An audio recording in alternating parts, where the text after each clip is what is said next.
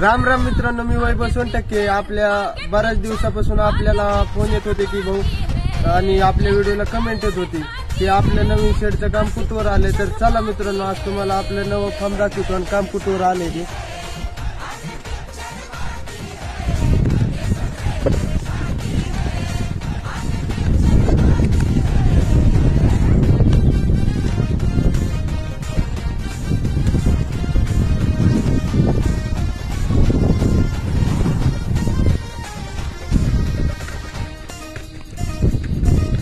तर बघू शकता मित्रांनो की आपले पोल बिल राहून झालेले आहे आणि फार्म मध्ये मुरुम टाकून झालेला आहे आणि एक साईडचा पाया आपला कम्प्लीट झालेला आहे जमीन लेवल.